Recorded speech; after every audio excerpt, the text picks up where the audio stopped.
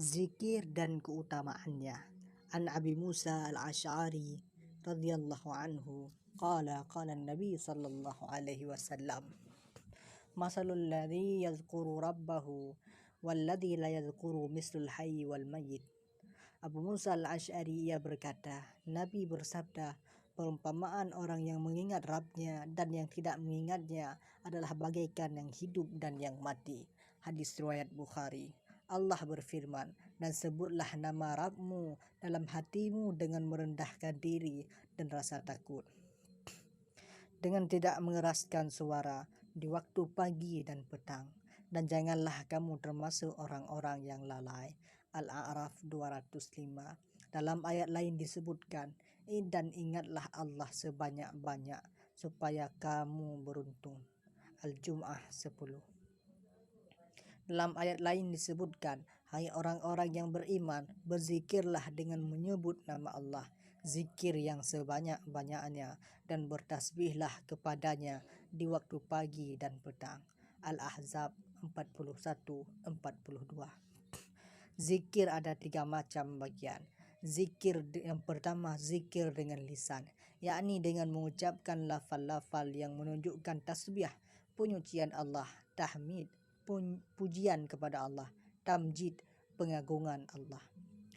Yang kedua, zikir dengan hati, yakni memikirkan tentang dalil-dalil zat dan sifat-sifat Allah serta dalil-dalil perintah dan larangan hingga menghayati hukum-hukumnya, termasuk tentang rahasia-rahasia ciptaan Allah. Yang ketiga, zikir dengan anggota badan, yakni melakukan berbagai ketaatan. Jadi keutamaan zikir tidak terbatas pada tasbih, tahlil, tahmid, takbir, dan sejenisnya saja, tapi juga mencakup setiap amalan dalam rangka taat kepada Allah Ta'ala, sebagaimana yang disebutkan oleh Sa'id bin Jubair dan para ulama lainnya. Atha rahimahullah berkata, majelis-majelis zikir adalah majelis-majelis yang membicarakan tentang halal dan haram, bagaimana membeli, menjual, salat, puasa, menikah, bercerai, melaksanakan haji, dan sejenisnya. Sebaik-baik zikir adalah dengan hati dan lisan.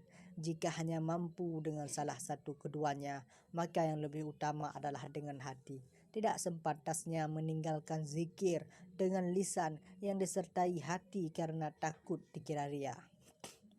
Karena yang lebih baik adalah dengan keduanya dan disertai dengan niat mencari ridha Allah. Dalam hadis di atas disebutkan tentang keutamaan mengingat Allah, yang mana diumpamakan bahwa orang yang berzikir mengingat Allah adalah laksana orang hidup yang menjalani kehidupan, sedangkan yang tidak berzikir laksana orang yang mati. Ada pendapat yang menyebutkan bahwa pengumpamaan yang hidup dengan yang mati adalah karena yang hidup bisa mendatangkan manfaat dan mudarat, sedangkan yang mati tidak demikian. Di antara faedah zikir, yang pertama, orang-orang yang berzikir lebih dahulu memperoleh kebaikan dan mencapai derajat yang tinggi. Dalam sebuah hadis disebutkan, sabaqal mufarraduna, qalu wa mal mufarraduna ya Rasulullah, qala adzakiruna Allah katsiran wadzakirat.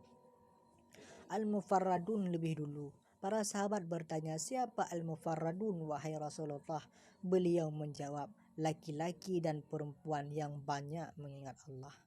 Yang kedua, zikir adalah tentang benteng yang sangat kokoh bagi manusia. Rasulullah bersabda, ma min abdin yaqulu fi sabahi kulli yaumin wa masai kulli lailah, bismillahilladzi la yadurru ma'asmihi syai'un fil ardi wala fis sama' wa huwas sami'ul alim, salasa marrat lam yadurrahu syai'un. Tidaklah seorang hamba mengucapkan pada setiap pagi dan sore hari, yang artinya dengan menyebut nama Allah yang dengannya menyebut namanya tidak akan timbul bahaya apapun di bumi dan tidak pula di langit, dan Dia Maha mendengar lagi Maha mengetahui. sebanyak 3 kali, maka dia tidak akan ditimpa bahaya apapun. Oleh karena itu, kita dapatkan Rasulullah memerintahkan kita agar berzikir. Beliau bersabda, wa amurukum an tadhkurullaha fa inna masala dzalika kamasali rajulin kharajal adu fi asarihi sira'an hatta idza ata ala hisnin hasinin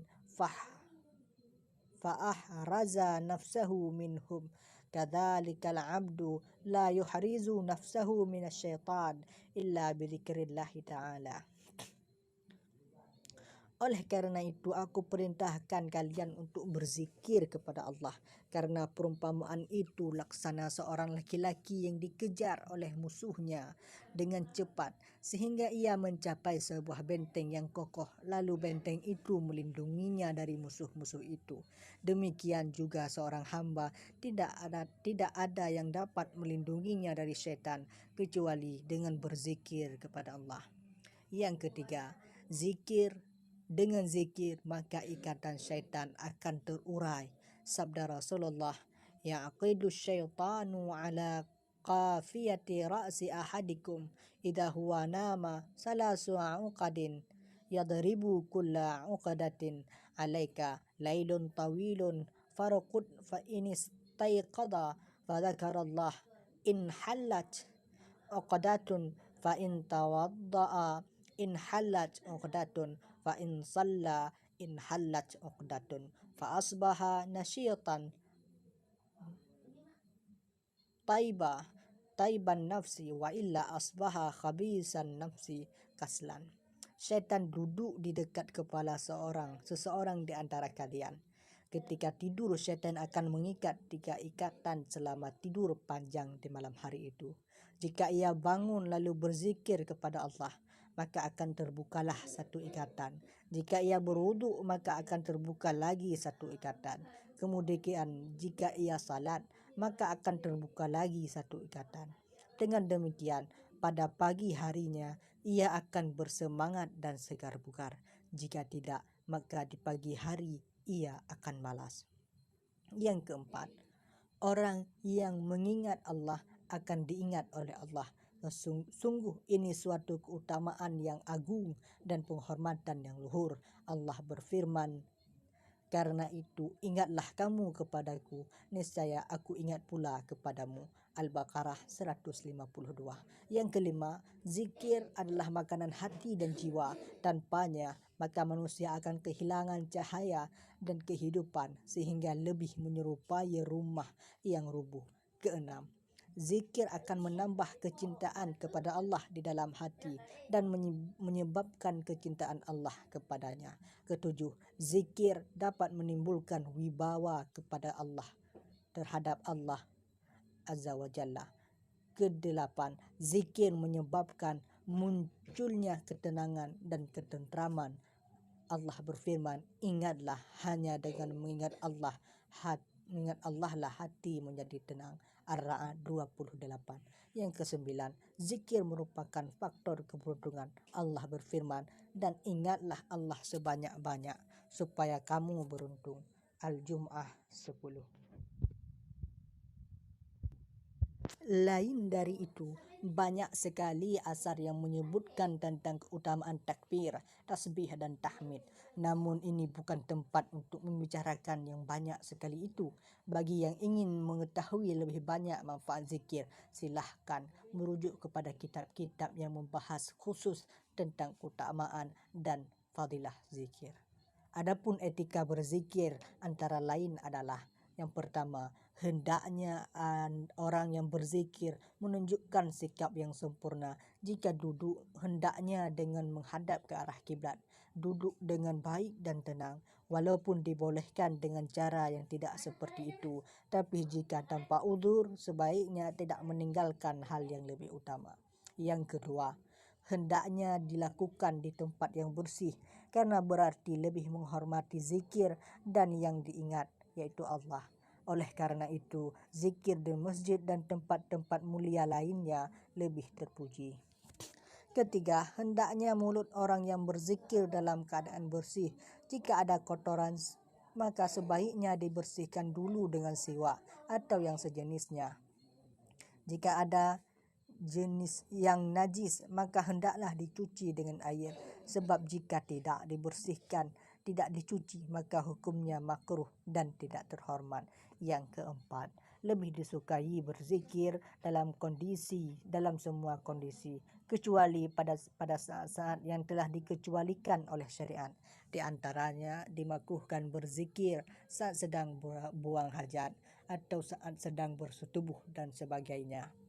Yang keenam, zikir maksudnya adalah menghadirkan hati, maka hendaknya ia menjadi tujuan orang yang berzikir, sehingga berusaha menggapainya dan menghayati zikirnya serta memikirkan maknanya. Yang keenam, bagi yang selayaknya mampu berzikir pada malam atau siang hari atau setelah salat atau pada kondisi-kondisi lainnya namun terlewatkan, maka hendaknya segera melakukannya dikala memungkinkan.